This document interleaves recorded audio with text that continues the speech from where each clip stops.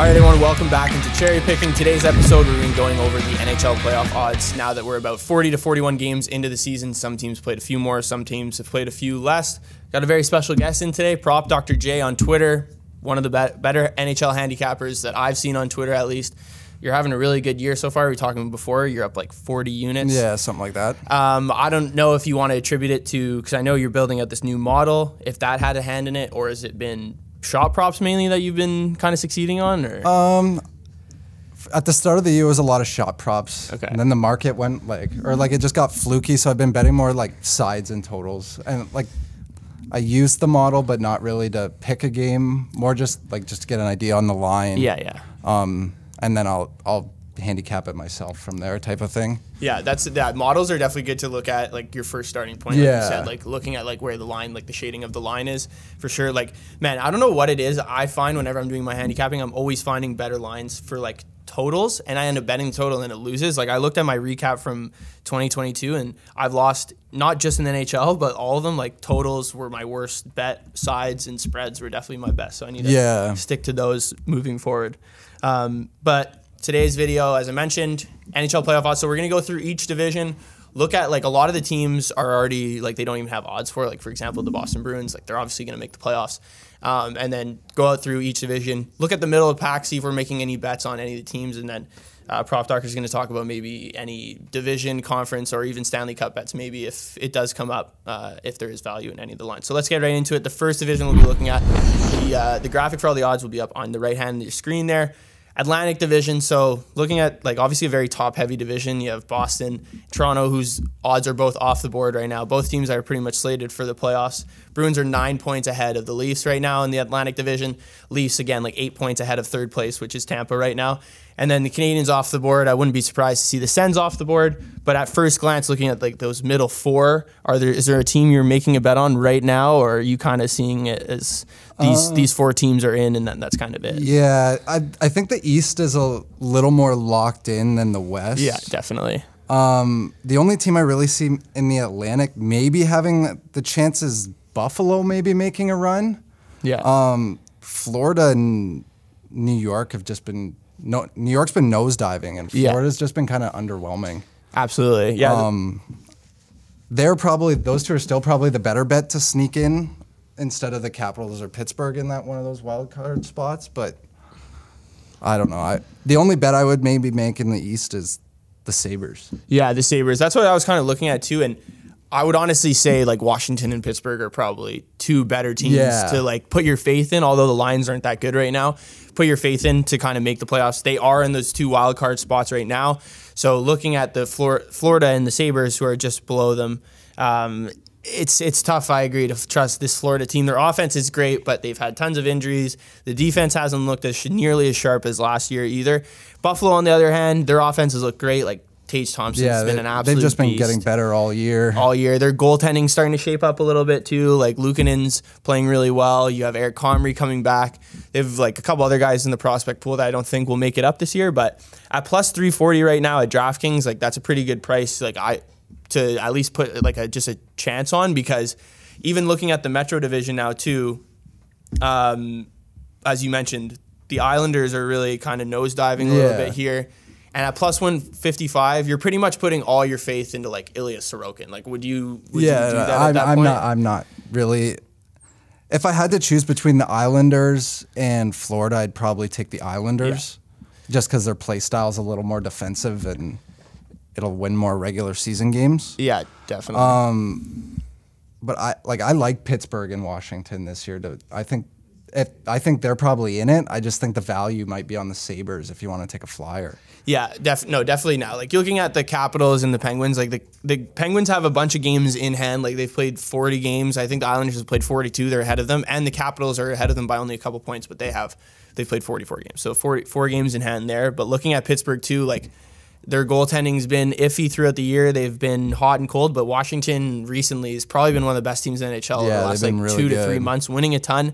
And they've had injuries too. Like John Carlson's been out for a pretty decent amount of time. They've had some guys come back, like Orlov's back. Backstrom just came back as well, so that's obviously huge. That's big.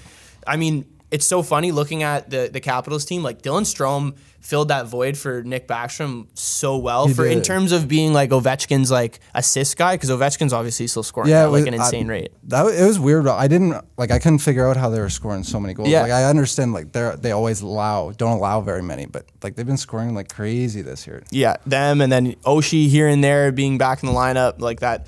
Kind of look at some of the depth guys that they have, like Mantha, Nick Dowd have been playing really well too. So I think safe to say, if you're looking at the Eastern Conference to make a bet for the playoffs, I'm kind of in your corner too. I think the Sabres at plus 380 is probably the best bet you can make at this time in terms of any sort of value. Is there like, I don't have the division prices or conference prices in front of me. I know you mentioned, do you have any bets that you'd be making right now? Or do you have any bets that you made preseason too that are looking pretty good? I have the not the Sabres. I had the Bruins to win the cup at plus 1,000. Oh, nice. That's really good. Because right now they're favorite. I think they're 5-1 at most spots. Yeah, so. And that's the only Eastern Conference bet I've made, other than I had Lindy Ruff to doing the Jack Adams. Yeah, fuck, that's a great bet.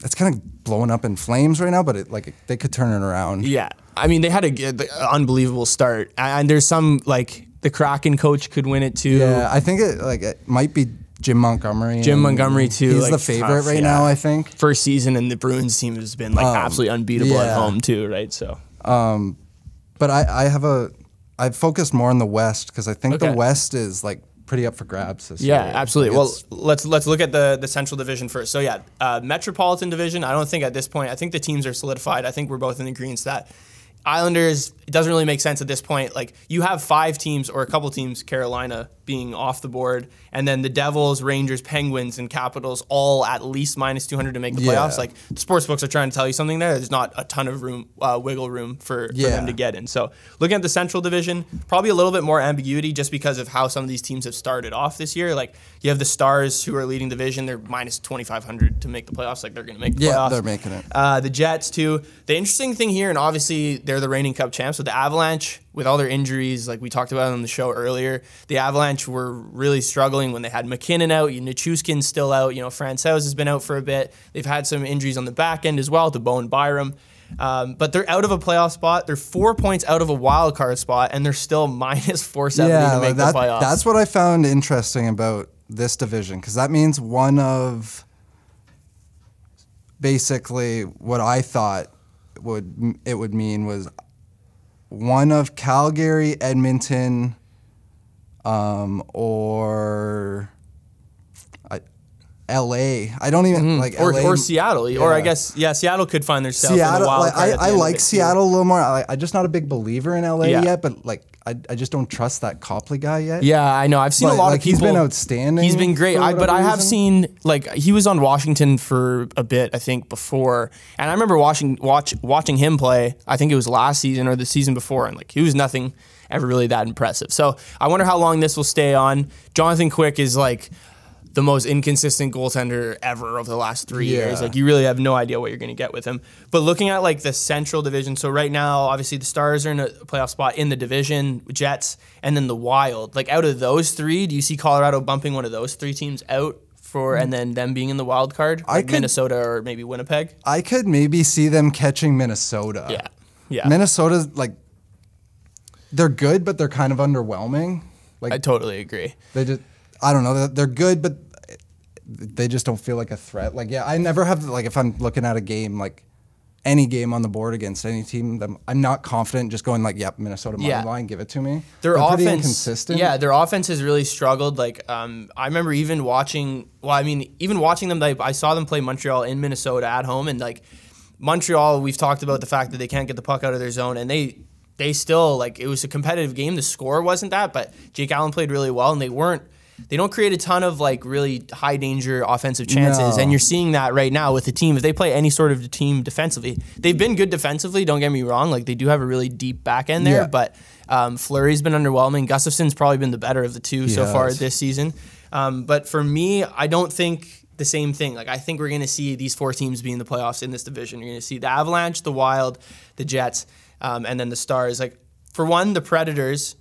They give up way too many chances to make it to the playoffs. I think at this point in the division, I think if they make it to the playoffs, I think they'll be a threat because you see these teams with like really good goalies. Like if Saros is playing really well, like he's playing right now, that's a threat to play against. Yeah, I just don't think like the Predators aren't quite good enough, but they give good teams fits because like they're a good forechecking team and they have a great goalie. Yeah, exactly. So that, they'll turn the puck over, put some chances on net. They just don't create a ton. Yeah, and then the Blues, like especially you mentioned it with the wild card spots right now. Like Calgary and Edmonton are in there for out of the Pacific Division. Like with how slow both of those teams started, I think it almost erases any chances of the fact that the Blues or the Predators can get this wild card spot at this point. Like I think that the odds are just not really in their favor. Yeah, so. I don't think either the Blues or the Preds are getting in. Because the Blues are missing O'Reilly and Krug's out, Tarasenko's out. Those are longer term injuries, not like they're gone for the year, but like still, weeks. Yeah, like, definitely.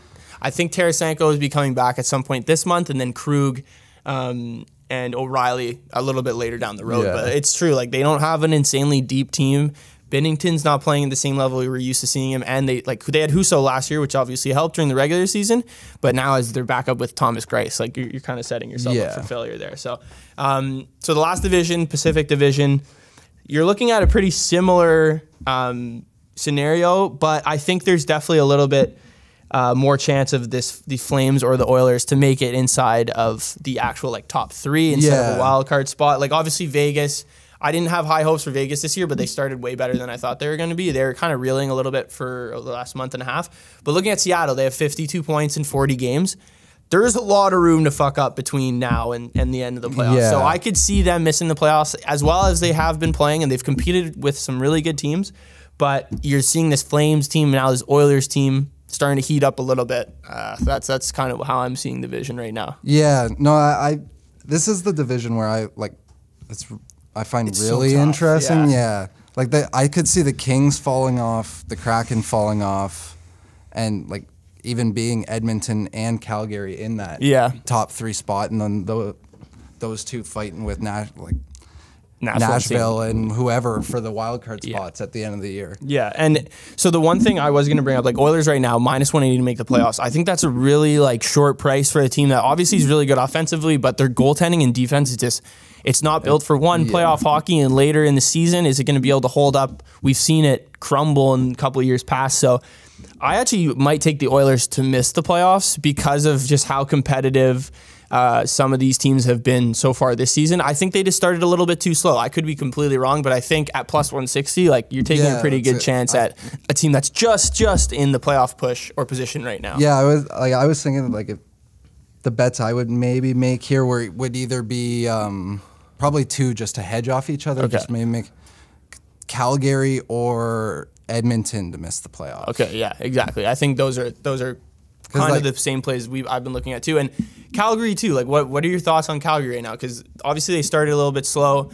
We both look at like expected goals rates. They've been one of the better offensive teams in that kind of scenario, but what do you think about them for the rest of the season? They're a weird team because they're good. Yeah. Like they play, like statistically they're a good team, but I think they've played the most overtime games this year. Interesting. That's something to note for sure.